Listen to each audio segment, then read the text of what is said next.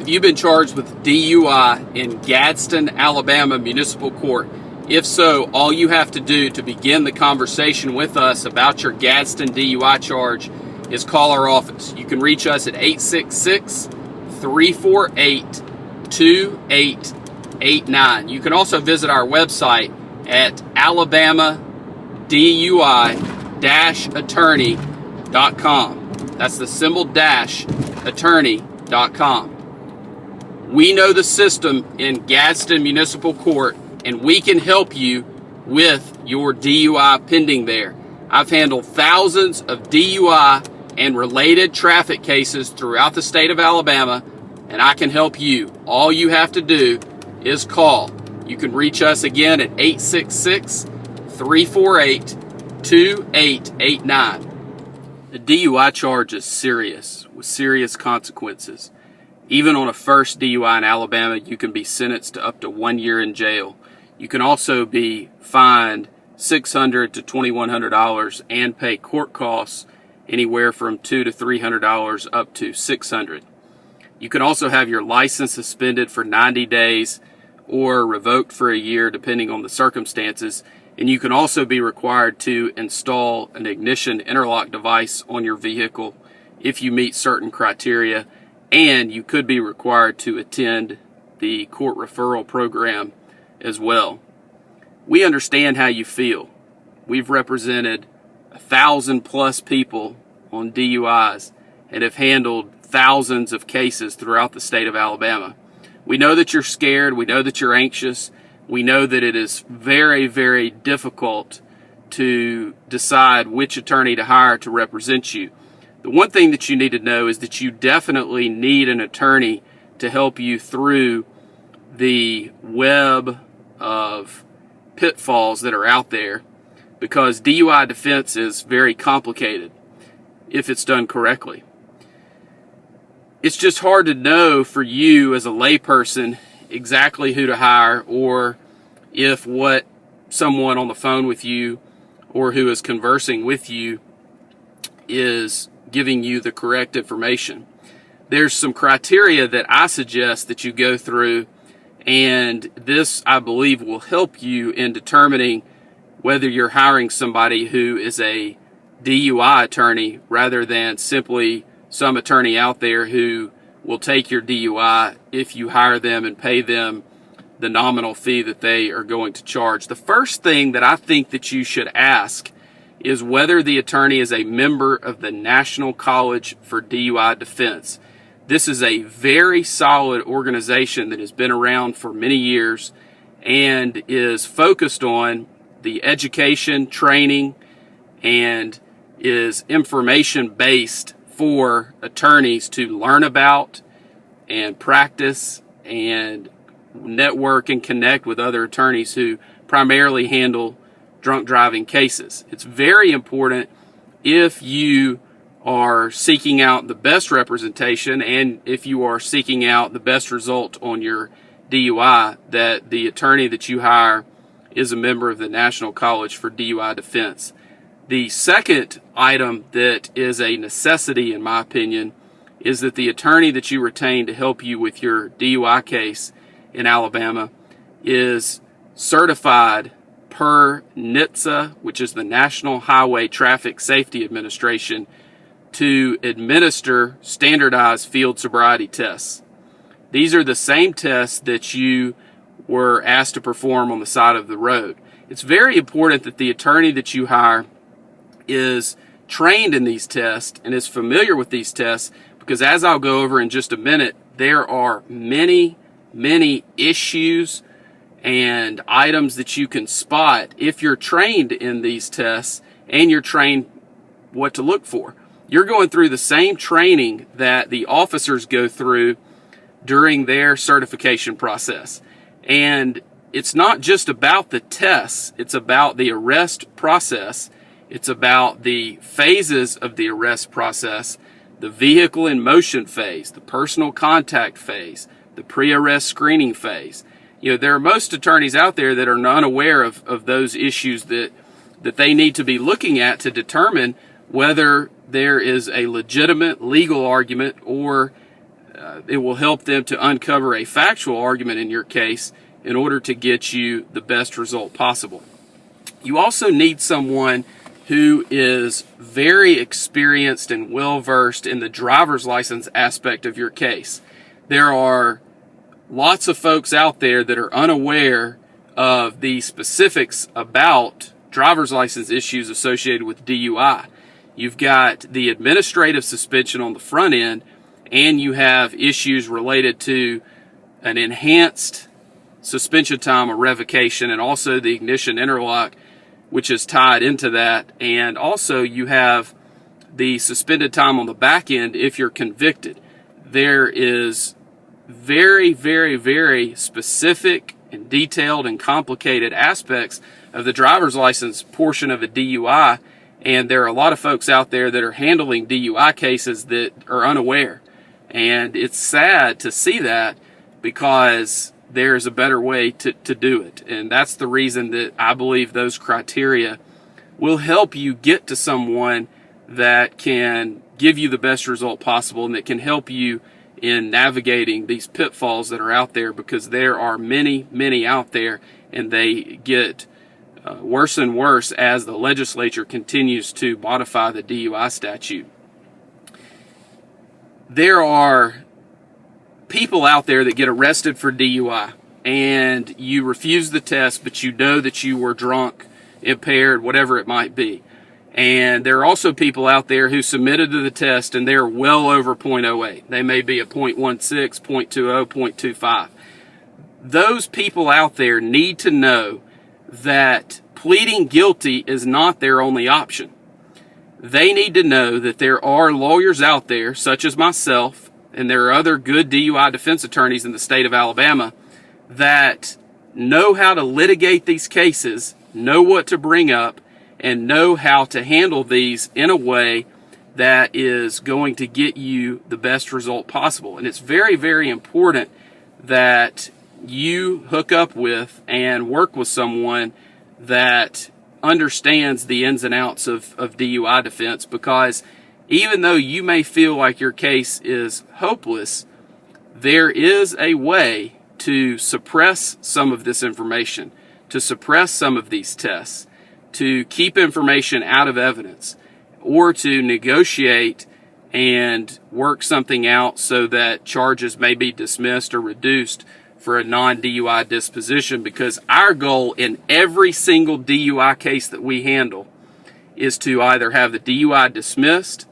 or to have it reduced and settle the case for a non-DUI disposition. If those two things are not possible, the next step for us is trial. And if the client decides that the client would like to proceed to trial, then we encourage that, because if a client simply pleads guilty, the client is going to suffer the ramifications and the repercussions associated with a DUI conviction. So we always encourage our clients to proceed to trial on their cases, because we know what the result is going to be if they simply plead guilty, and we would like to avoid that if we can. And it's the client's decision ultimately, but we always encourage clients, and we encourage them to look at all aspects of the information that we present when they're trying to make the decision about trying their case or accepting an offer that is on the table. So the first step in a DUI defense case is to secure the license issues. That it may include requesting a hearing, it may include requesting a review, it may include going to the driver's license suspension hearing, it may include filing a lawsuit against the Alabama Department of Public Safety. But no matter what stage you're in, whenever you choose to retain us, we evaluate it and go through a very sophisticated process and procedure that we have put together to handle these cases in order to give our clients the best chance of success on their cases. The next thing is for us to gather information from you and about you.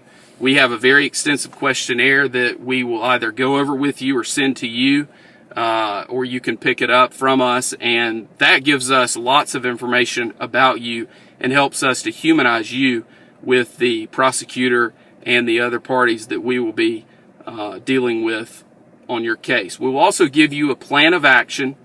A lot of people get worried because they feel like they're not doing anything to help their case.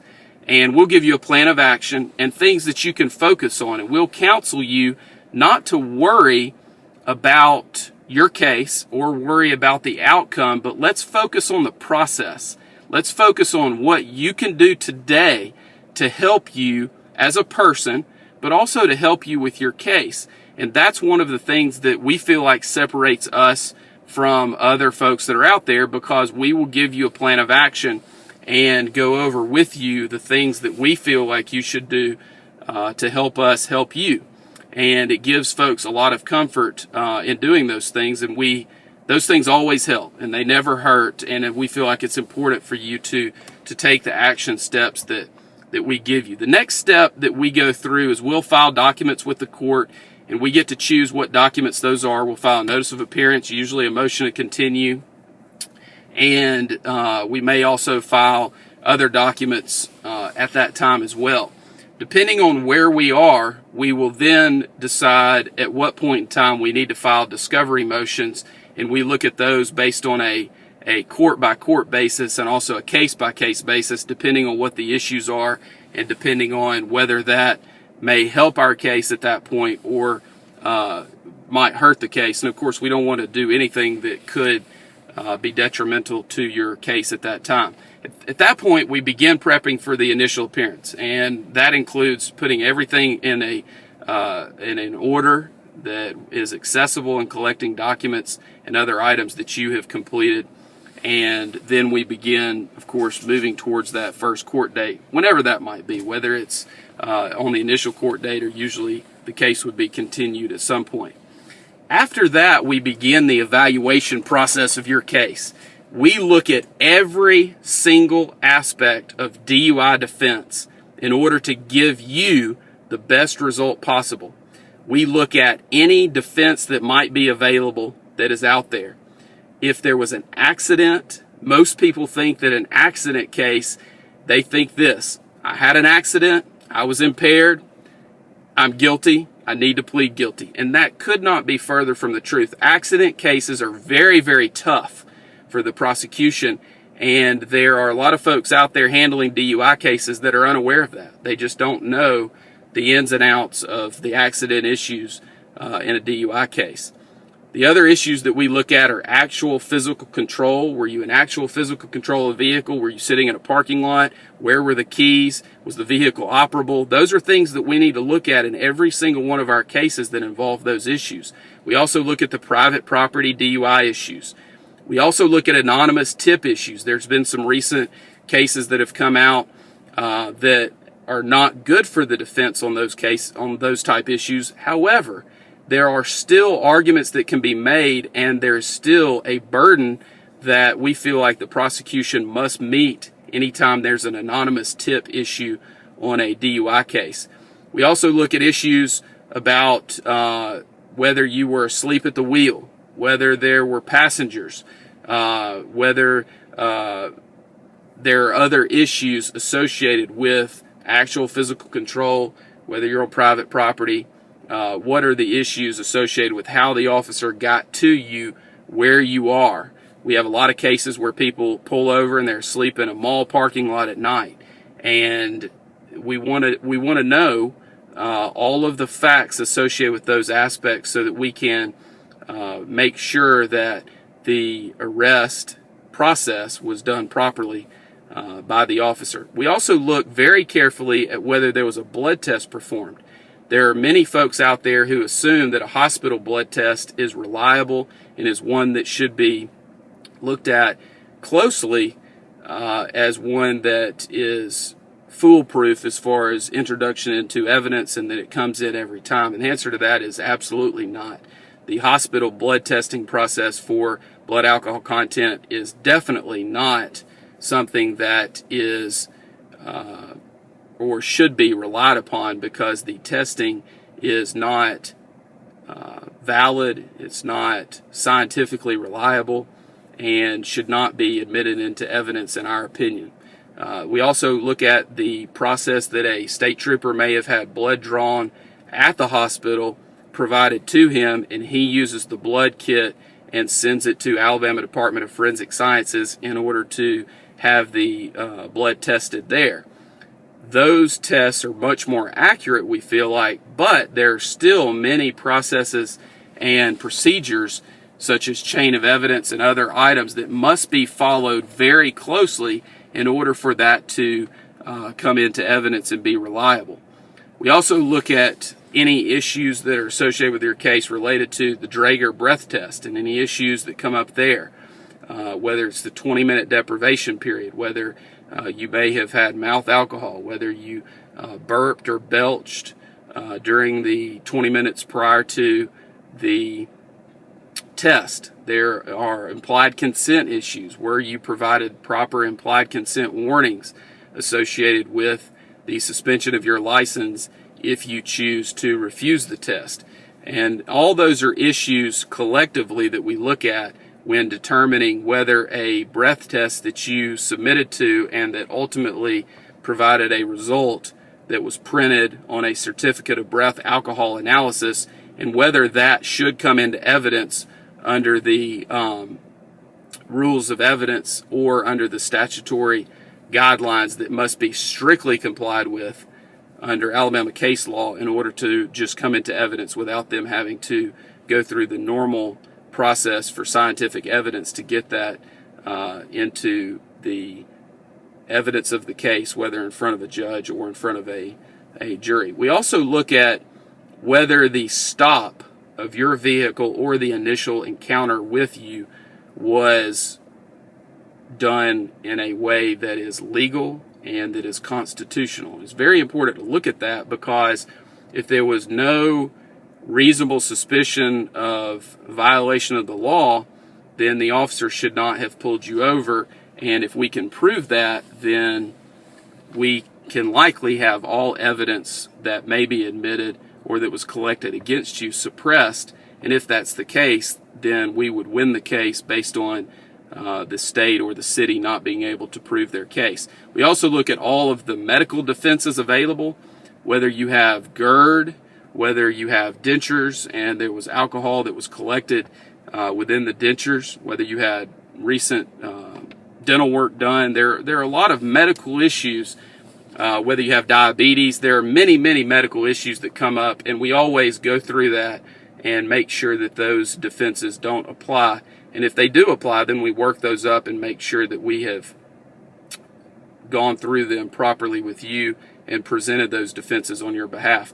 We also look at the UTTC, which is the traffic ticket, the complaint against you, to make sure that there are no issues related to that as well, such as municipal ordinance issues, if there are issues related to the code sections cited, whether it's proper, and whether they have your proper information on the UTTC or not. We also go through and determine whether you requested an independent test, and if that was handled properly. We look at any roadblock issues that may come up, if a roadblock was the cause of the initial encounter. And we also look at whether you have any prior DUI offenses and whether we can exclude those, and whether the city or the state has the necessary evidence related to those priors to be able to use those through the negotiation process or through the trial and sentencing process if it gets to that point. The next thing that we look at, and a very important aspect of the case, is the Standardized Field Sobriety Tests. And I am certified as an instructor in field sobriety testing and also as the administrator of the tests. And going through that process and reviewing, hopefully, a videotape, definitely the trooper or the city officer's notes related to the field sobriety testing, the process that they have to go through in order to come to a decision to arrest you for DUI is one that has to be followed closely, because otherwise they are simply going through the motions and not doing it properly and arresting you not based on sound evidence or based on logical conclusions from their observations, but just running through the motions so that they can get to an arrest at the end. We want to make sure that that is not happening and that things are not being done that are in violation of your rights and in a way that is not standardized. We want to make sure they gave you the proper instructions, make sure that they look for the proper clues, make sure that they scored the test correctly. It's very important that those items are looked at closely, because otherwise you're giving up some of the aspects of your case that could be litigated and ultimately tried if needed. The other options that we look at after we've gone through the full analysis and talked to the client about every aspect related to their DUIs, we determine if there are any triable issues in the case and how likely it is that we would succeed on those issues. And then we go through the process with the client so that the client gets to decide with our guidance how to proceed in the case, whether to settle the case for a non-DUI disposition, if that is an option, or whether to proceed to trial, if that is what the client chooses, or to accept whatever offer is out there, and that is usually against our advice depending on what the triable issues are that come up. And in any DUI case, if you have the knowledge and the experience to go through and review every aspect of the case and every defense that might be available, there are always issues that can be brought up related to a DUI case because they are so complicated and they require so many steps in going through the process. So it's very important that the case is looked at with eyes that have the experience and the knowledge to get you the best result possible. That's very important. We've handled 1,000 plus DUI cases.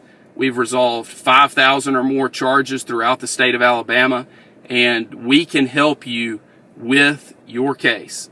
All you have to do is let us know and call our office, and we will be glad to talk to you and discuss your case with you at no charge, because we believe that you have a right to speak to any lawyer that you choose without having to pay an initial consultation fee in order to do so.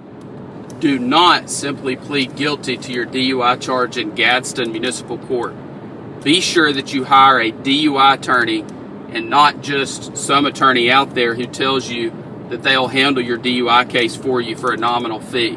There's a big difference between an attorney who will simply charge you a nominal fee and handle your DUI and an actual DUI defense attorney who is knowledgeable and experienced in the actual litigation of a DUI case.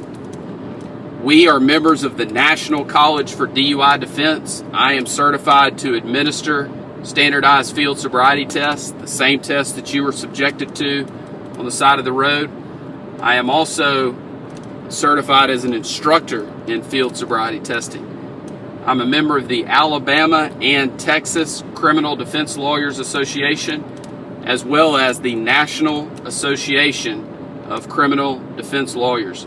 All you have to do to begin the conversation with us about your case is call 866-348-2889 or visit our website, alabama-DUI-attorney.com. We know DUI.